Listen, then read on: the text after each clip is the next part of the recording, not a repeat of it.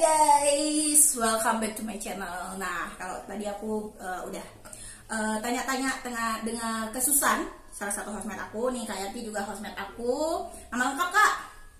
Oke, Yanti Anjarwati Biasari Santoso panjang ya. Panjang ya. Oke, Yanti Cornelia Yanti Santoso aja, gitu ya. Kak Yanti ini aslinya orang Kupang ya?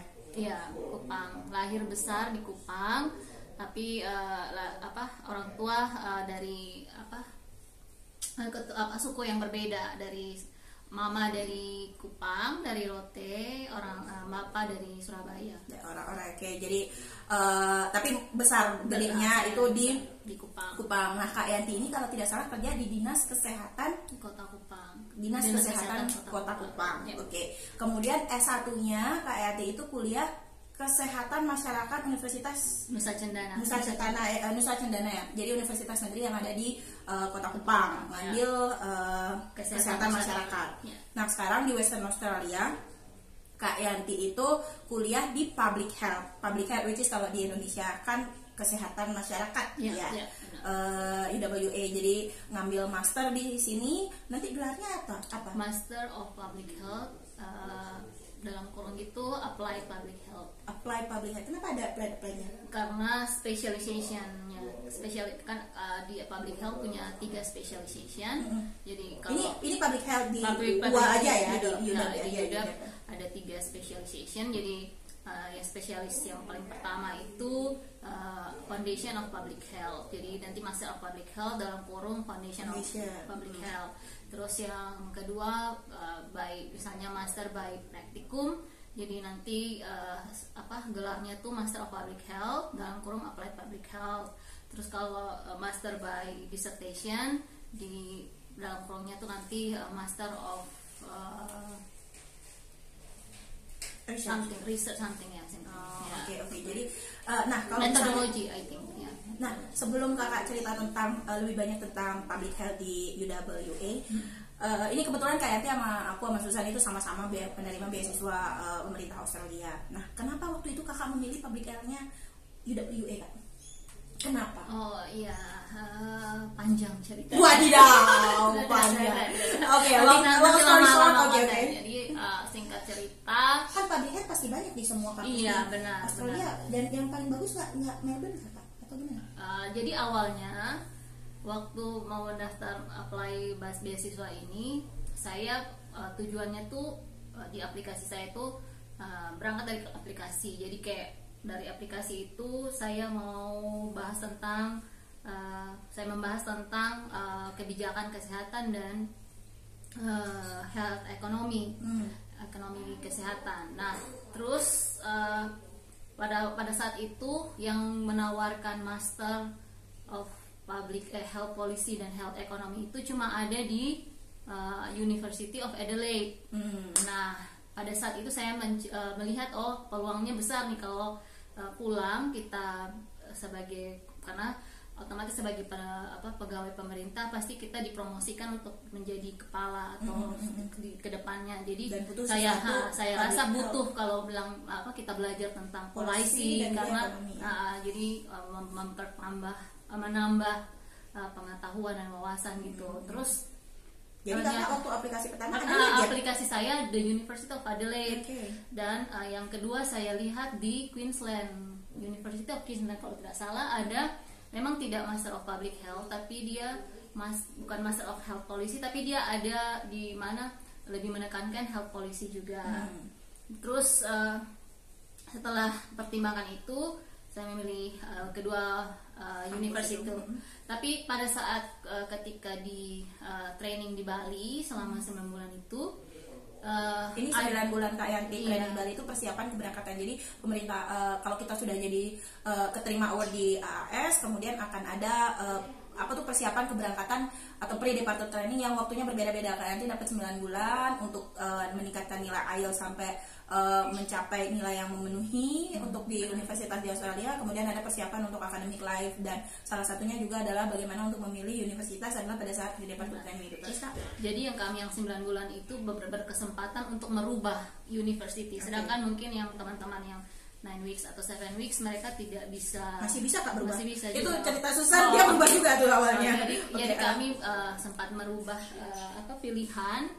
Jadi waktu saya ikut information session from all universities dari Australia itu, salah satu saya kunjungi standnya ini the University of Adelaide. Terus salah satu ambasadornya dari the University of Adelaide itu menyampaikan informasi bahwa course yang itu akan ditutup semester tahun berikutnya. Jadi tahun 2020 waktu itu kan saya 2019 ya, 2019. Jadi 2020 karena kami harus berangkat. Nah, berarti kan tidak ada. Jadi berdasarkan pertimbangan itu saya harus merubah nih, mencari universitas yang sesuai dengan aplikasi.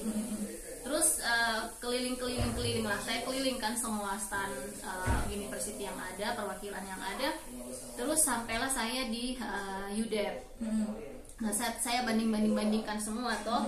Terus pada saat masuk ke stand UDEP itu saya lihat, jadi waktu itu saya pilih WA dua-duanya, Kartini sama UDEP. Queensland nggak jadi karena Queensland juga sudah berubah katanya. Jadi akhirnya saya pilih si dua itu, Kartini sama UDEP. Nah, pada saat lihat di Kartini bagus karena ada beberapa master itu, master public health itu ada kayak Master of Health Administration, Master of apa gitu, banyak sekali dia punya. Jadi wah ini lebih spesialis gitu kan. Terus lebih khusus lagi. Terus saya lihat di UDEP ada Master of Public Health with Specialization. Jadi kayak wah apa nih maksudnya, apakah specialization ini sesuatu yang baru atau sesuatu yang beda dengan Master of Public Health dari uni yang lain yang ditawarkan oleh uni yang lain. Jadi saya coba nih menanyakan ke perwakilan yang ada. Kebetulan si ambasadornya tuh dia terlalu paham tentang public health. Jadi baik Kartini maupun UDEP atau yang Kartini? Kalau Kartini masih bisa menjelaskan dengan baik, tapi yang public health yang dari maksudnya yang perwakilan dari UDEP itu mungkin Mbak Imanya bukan paham detail, nggak terlalu paham. Okay, benar. Jadi akhirnya nggak dapat penjelasan yang menyeluruh tentang Master of Public Health Specialization gitu. Jadi akhirnya, tapi kan kayak hati sudah ini yang bagus nih. Terus setelah pada penjelasan dari Mbak Ima bahwa living cost-nya di UDEP ya di Western Australia secara khusus itu lebih murah dibanding state yang lain. Ini bagus nih. Terus setelah itu saya pulang bisa saving banyak guys. Iya benar. Karena nominal beasiswa sama semua di seluruh Australia. Kalau kita dapat state yang living cost lebih murah, berarti savingnya bisa lebih banyak. Oke, terus itu satu pertimbangan yang pertama. Tapi kan antara Kartini masih bingung tuh Kak? Iya masih bingung. Jadi consideration pertama untuk, tapi tetap UDEP. Jadi waktu itu saya melakukan kayak research gitu tentang UDEP. Terus saya temukan bahwa Master of Public Health with Specialization ini ada ini 3 specialization ini. Jadi saya penasaran maksudnya seperti apa sih ini specialization yang ditawarkan oleh UDEP. Terus saya cari informasi itu, tapi belum dapat. Kami di website secara umum mereka tidak menyediakan informasi menyeluruh tentang spesialis itu. Terus saya lakukan research lagi. Pertimbangan pertama itu karena specialization, terus pertimbangan kedua living cost, pertimbangan ketiga tiket yang murah. Waktu itu sebelum COVID kan, sebelum pandemi, tiket dari itu hitungnya dari Bali ke Perth agak lebih murah dibanding Jakarta gitu. Jadi waktu itu rencananya kalau bisa bawa orang tua, bisa jalan-jalan selama studi gitu. Itu pertimbangan ketiga. Terus pertimbangan keempat ada satu tapi saya lupa. Pertimbangan keempat itu, tapi ini udah UDEP Kak? Jadi hati sudah lebih condong ke UDEP. Jadi terus jadwal wisuda. Itu jadi pertimbangan. Jadi bagaimana Kakak tahu bahwa UDEP wisudanya untuk master masih bisa diikuti dibandingkan dengan Kartini? Jadi ceritanya itu saya search di sosial media kalau tidak salah kan. Pokoknya search sosial media, terus ini dates yang wisuda gitu. yang ada di websitenya UA itu Desember, terus saya lihat ini kontrak kita, oh ini sampai Januari, jadi masih memungkinkan, sangat memungkinkan untuk mengikuti graduation. Tapi waktu itu kakak sempat cari informasi nggak kalau graduationnya Kertin bagaimana? Tidak ada, jadi memang tidak ada informasi kan.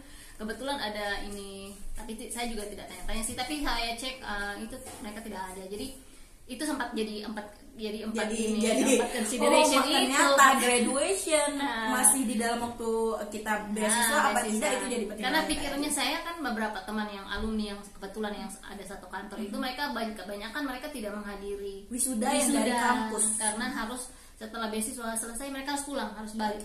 Jadi kayak wah ini once in a lifetime experience. Betul. Jadi maksudnya kayak kapan lagi kuliah master di luar negeri kemudian ternyata nggak ikut wisuda kan sedih gitu. Jadi itu jadi salah satu pertimbangan. Mungkin teman-teman di sini bisa jadi itu salah satu pertimbangan ketika mencari kampus, apalagi buat yang penerima beasiswa ya. Jadi karena saya lihat di beberapa state yang misalnya university yang di Eastern gitu kan mereka banyak kan jadwal wisudanya mundur. Kakak kalau sempat nyari public health di kampus-kampus di Eastern Part itu apakah juga 1-2 tahun atau hanya 1,5 tahun nggak kan? Ada yang masih 2 tahun, ada yang cuma setahun. Kayak misalnya UNSW mereka menawarkan double degree. Jadi 1 tahun ada kayak master apa gitu, nanti tingkatkan lagi 1 tahun untuk ada degree yang lain gitu. Tapi dengan masih master of public health gitu. Terus kadang kan kalau ya itu juga mungkin jadi yang consideration terakhir karena ini kalau 2 tahun berarti saya tidak akan bagaimana ya menurut saya kalau 1 tahun terlalu cepat maksudnya baru nyaman walaupun double degree tapi maksudnya kayak menurut saya kayak tidak maksimal ya, maksudnya benar 1 tahun baru nyaman dengan kuliahnya ternyata dengan topik itu kemudian harus sudah pindah lagi gitu. Terus saya berpikir kalau cuma double degree berarti kan tidak ada sesuatu project yang dikerjakan berarti kayak maksudnya cuma assignment biasa untuk supaya bisa mendapatkan gelar double degree gitu kan. Jadi itu yang pertimbangan yang berikut. Terus yang yang di Unimelk waktu itu sempat cek juga.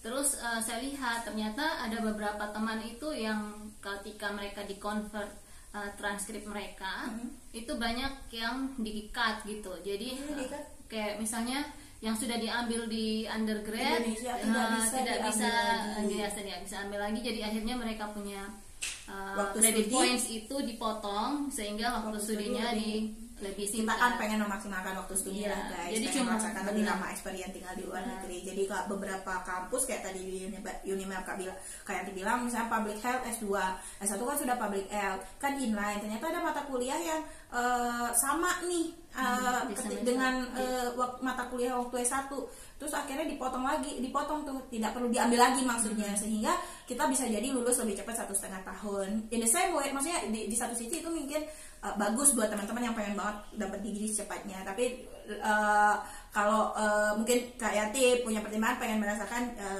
experience yang lebih lama kan. Jadi kayak ini kan kita sudah dikasih beasiswa selama 2 tahun, kenapa kita harus mengurangi waktunya? BTW kalau yang Roy kan dia public health juga. Dia akhirnya public health apa Kak? Kan kata Kakak Kertin administrasi atau apa? Si Roy nanti dia tidak Master of Public Health, dia kalau tidak salah Master of Health Administration. Oh, karena yang tadi Yanti bilang bahwa karena mereka punya public health itu banyak gitu. Mungkin karena mereka semacam kayak politeknik kesehatan gitu kan, jadi yang Kertin nih yang Kertin, jadi kayak yang lebih kayak kalau kita tahu kalau di politeknik kan ada nurse dan midwife dan sebagainya, jadi mungkin ada mereka spesialisasi tersendiri begitu. Kalau UDEP kan lebih general jadi Master of Public Health tapi memang masih ada applied-nya. Nah, selama Kak Yanti 2 tahun ini hampir 2 tahun kuliah, mata kuliah apa yang sekiranya Kak Yanti suka dari public health di UWA? Banyak sih, banyak ya. Semua mata kuliah disukai, bisa mahasiswa yang belajar. Oke,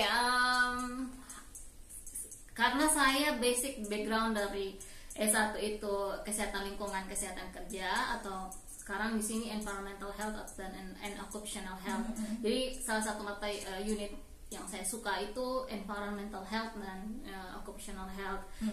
Environmental health itu belajar tentang bagaimana polusi udara, pokoknya polusi pencemaran, tentang udara, tentang semua pencemaran, gitu, semua pencemaran yang berhubungan dengan environment, tapi juga akan berimpact ke human health gitu. Terus jadi suka dari dulu kan memang fokus dulu waktu background itu riset skripsi S1 itu kan? Iya, S1 saya kan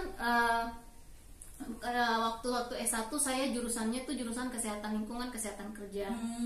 Jadi makanya saya tertarik sekali dengan isu tentang environmental health dan occupational. Jadi waktu S1 saya skripsi saya tuh tentang keselamatan dan kesehatan kerja bagi K3 bagi nelayan.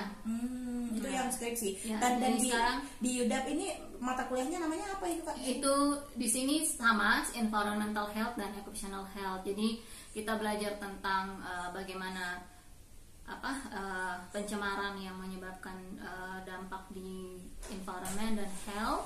Juga kita belajar tentang kesehatan kerja dan keselamatan kerja, bagaimana hygiene, bagaimana penggunaan protective equipment, personal protective equipment gitu, terus bagaimana menjaga standar-standar yang ada supaya mengurangi risiko dari kecelakaan kerja seperti itu kan. Apakah mata kuliah yang rasanya Kak ambil kan kayak ini contohnya K3 di sini juga ternyata ada juga mata kuliah itu di public health-nya UA, kemudian juga waktu di S1 Kak Enti juga belajar itu. Apakah mata kuliah yang hampir sama materinya diajarkan di public health UA ataukah sesuatu hal yang berbeda Kak?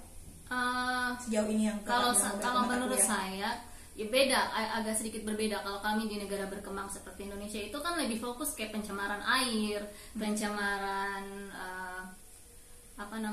tanah kayak soil dan sebagainya. Sedangkan kalau di sini lebih ke udara, air quality. Jadi fokusnya agak berbeda ya. Tapi sebenarnya mata kuliahnya hampir sama tentang pencemaran juga gitu ya. Iya, jadi kalau menurut saya sebenarnya kita bisa belajar dari negara maju karena ini juga pasti akan alami suatu karena saat nanti ya. Dan dengan laju sekarang pun juga kan dengan laju pertumbuhan penduduk yang begitu pesat di Indonesia juga dan perkembangan development di segala infrastruktur dan sebagainya, bisa jadi kualitas udara kita juga akan berkurang. Jadi menarik, menurut saya menarik belajar di sini karena kita belajar juga sebenarnya kalau orang di negara maju hanya fokus di penyakit tidak menular atau penyakit-penyakit yang sebenarnya jarang terjadi di negara tropis atau negara-negara beriklim tropis ke kita. Sedangkan sebenarnya kalau mau lihat tren sekarang justru penyakit tidak menular pun semakin meningkat. Di negara berkembang sekalipun tetap masih ada dulunya mungkin 10 penyakit terbesar cuma penyakit-penyakit yang berhubungan dengan masalah-masalah iklim tropis kayak misalnya malaria dan sebagainya, DBD. Tapi sekarang posisi ketiga ada heart attack, ada diabetes. Jadi yang kayak sekarang ini tidak lagi bilang itu masalah developing masalah negara yang sedang berkembang gitu. Negara maju tapi negara berkembang pun karena kayak misalnya obesitas pun misalnya dulu di negara maju doang ternyata dibilang, tapi ternyata di Indonesia juga udah mulai banyak. Walaupun tidak sebanyak di sini tapi sudah mulai muncul. Walaupun ini dan setelah dapat di sini saya rasa bukan masalah tentang obesitas atau lifestyle saja yang berpengaruh dalam kesehatan angka kejadian penyakit tidak menular ini, tapi banyak faktor dari segi genetik, dari segi gizi. Karena ada satu unit yang menurut saya menarik adalah tentang the origins of health and disease. Jadi yang bagaimana awal mula dari sakit dan ternyata apa Kak? Kok kayaknya dari judul mata kuliahnya tuh menarik, the origin. Jadi itu ternyata banyak sekali faktor. Contohnya misalnya umbilikalnya. Jadi kayak kalau saya bilang Indonesia ini apa ya? rahim itu apa? Iya rahim lah. Bukan apa kalau yang Plasenta. Plasenta ya, Okay. plasenta ya, Plasenta. plasenta. Hampir lupa bahasa Indonesia. Wadidaw, kayak tidak lupa bahasa Indonesia. Terus bukan juga itu plasenta, terus environment, terus ada. Maksudnya plasentanya, jadi penyebab dari sakit itu adalah ketika mulai kita dari embrio, Iya, dari embrio. dari masih di dalam rahim ibu, plasenta. Iya. Nah, apa penyebab waktu bayi masih dalam plasenta, penyebab dia bisa mengalami sesuatu yang bisa menyebabkan sakit? Apakah faktor lingkungan dia? Jadi kan ada yang namanya Baker hypothesis. Jadi Baker hypothesis ini ternyata dia melihat bagaimana perjalanan penyakit, jadi footprints dari penyakit tidak menular ini sejak masih bayi. Jadi dia meneliti tentang berat badan bayi. Jadi kalau bayi yang underweight ketika mereka lahir itu berpotensi untuk mendapat atau terkena penyakit tidak menular ke depan di masa yang akan datang. Ya? Yang underweight, jadi yang kayak misalnya kan berat badan normal bayi itu 2.500 per gram.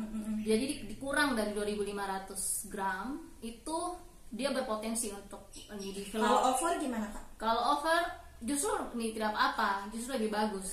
Tapi karena sekarang karena ya itu bedanya. Saya rasa beda antara konsep public health di Indonesia dan konsep public health di sini tuh beda. Jadi kayak dan bukan public health saja. Menurut saya ini bagaimana? Kalau di sini public health di sini pun masih fokus tentang lifestyle. Sedangkan unit yang saya ambil ini kan dari biomedics. Jadi mereka lebih melihat secara dari embrio kan, dari conception. Jadi yang kayak menurut saya lebih komprehensif. Jadi bukan cuma tentang lifestyle, tapi juga dari sejak conception. Jadi sejak waktu masih di dalam rahim ibu itu sudah diperhatikan gitu. Iya, jadi saya rasa wah ini menarik nih ketika kalau saya pulang saya bisa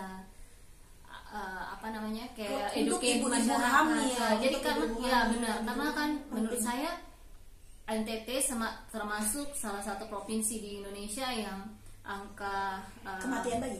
Selain angka kematian bayi yang tinggi, juga angka ibu hamil dengan berat badan yang normal itu jadi bumil cap tuh tinggi.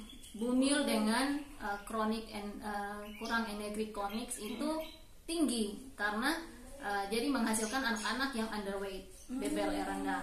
Nah, menurut saya sebenarnya ini konsep yang menarik karena kalau kita jelaskan ke ibu-ibu bahwa mereka bisa meningkatkan gizi, jadi bukan gizinya tuh diperbaiki saat dia sudah lahir, tapi kalau bisa sejak masih dalam conception.